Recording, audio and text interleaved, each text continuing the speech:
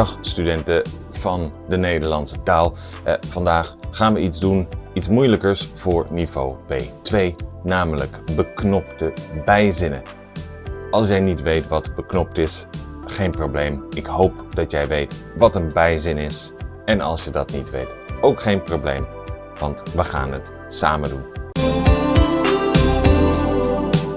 Dus laten we toch even beginnen met een herhaling van wat een bijzin is. Een bijzin is een zin die jij normaal gesproken krijgt na een voegwoord als omdat, als of terwijl, maar ook na dat. Ik zeg dat ik lesgeven heel leuk vind, bijvoorbeeld. Kijk even hier. Wat hebben we hier? Eén van deze 3 zinnen, niet 2 zinnen, 3 zinnen, is een bijzin. Bla bla bla bla, want ik moet hem morgen helpen. Bla bla bla bla, terwijl ik hem morgen help. Of help ik hem morgen? De bijzin is natuurlijk nummer 2. Hoe herken je dat?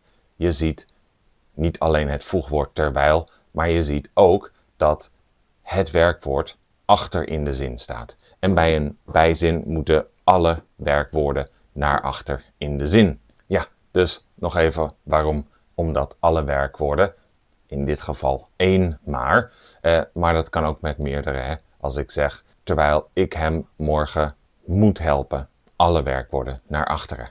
Even oefenen nog met deze zinnen. Bedenk zelf een zin en kijk even of jij het op dezelfde manier doet als ik. Je kunt de video even pauzeren en zelf een paar zinnen schrijven, want ik ga verder over 1, 2 seconden. 1, 2. Ik kocht 3 boeken voordat ik naar school ging. Marieke maakte haar fiets schoon terwijl ze naar een podcast luisterde. We vragen alleen een paspoort aan als we op vakantie gaan. Ik vraag het omdat ik het wil weten. Het kan natuurlijk ook andersom. Jij kunt beginnen met het voegwoord, maar dan moet jij wel een komma na het werkwoord zetten. Terwijl jij het boek uitleest, kies ik een film uit. Als jullie over een paar jaar een huis kopen, moeten jullie veel gespaard hebben. Omdat je hard gewerkt hebt deze week, neem ik je mee uit eten. En voordat het zomer wordt, moet ik een nieuwe zwembroek kopen. En waarom begint de zin dan weer met een werkwoord? Hè? Voordat het zomer wordt, ik moet een nieuwe zwembroek kopen. Nee, voordat het zomer wordt, moet ik een nieuwe zwembroek kopen. Ik moet een nieuwe zwembroek kopen is de hoofdzin. Komt er iets voor de hoofdzin, of dat een woord is, bijvoorbeeld de tijd, hè? Morgen moet ik een nieuwe zwembroek kopen. Dat kan ook een heel zinsdeel zijn. Voordat het zomer wordt, moet ik een nieuwe zwembroek kopen. Ja, ik moet een nieuwe zwembroek kopen. Maar goed, we gaan verder. Nu, wat is beknopt? Want we praten over beknopte bijzinnen. Beknopt betekent eigenlijk samengevat, korter gemaakt. En we gaan kijken naar een voorbeeld.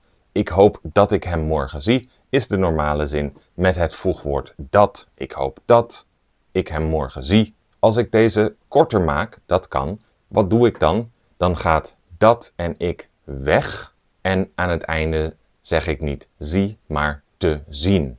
Ik hoop hem morgen te zien. Ze vraagt hem of hij vanavond komt, of hij gaat weg. Ze vraagt hem vanavond te komen. Dus niet meer komt, maar te komen.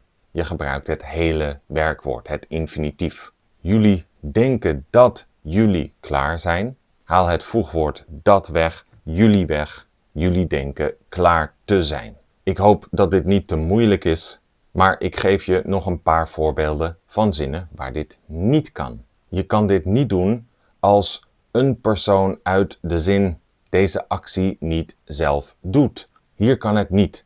Ik denk dat hij komt. Ik denk hem te komen. Nee, want wie moet het komen doen? Hij, niet ik. Dus ik vraag hem te komen. Dat kan, want hem doet het komen.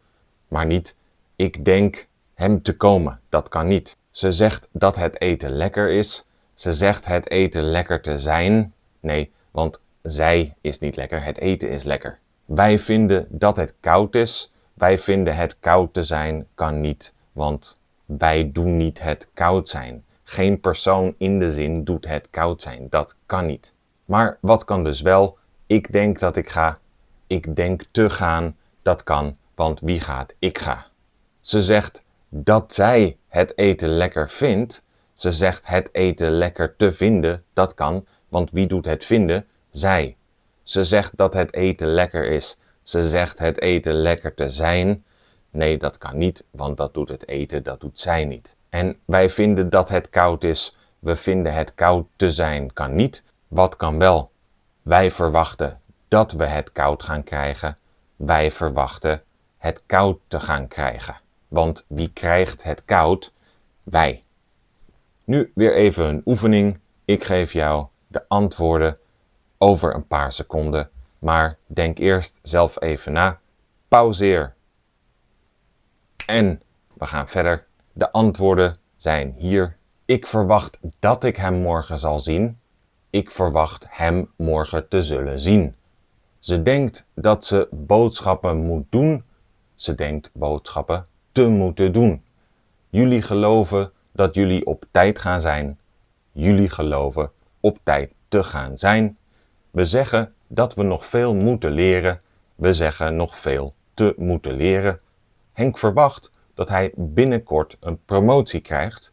Henk verwacht binnenkort een promotie te krijgen. Suzanne dacht dat ze de eerste was. Suzanne dacht de eerste te zijn. Zei ze dat ze hier om 12 uur zou zijn? Zei ze hier om 12 uur te zullen zijn? En de docent hoopt dat hij de studenten heeft geholpen. De docent hoopt de studenten te hebben geholpen.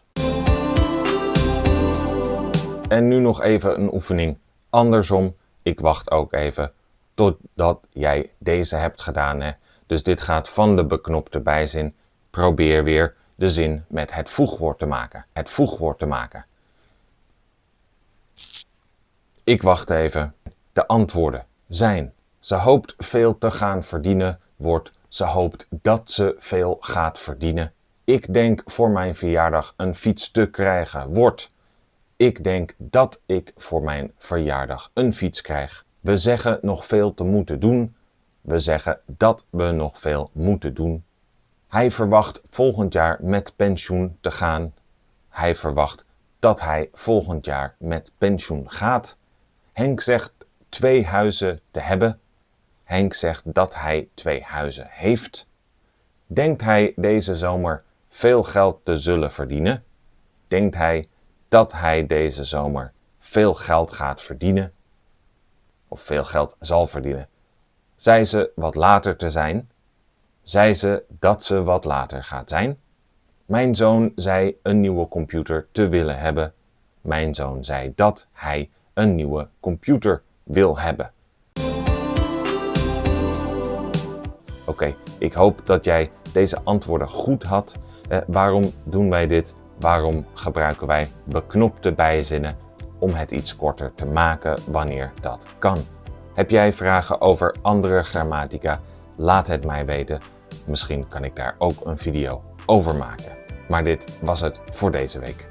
Tot volgende week. Doei!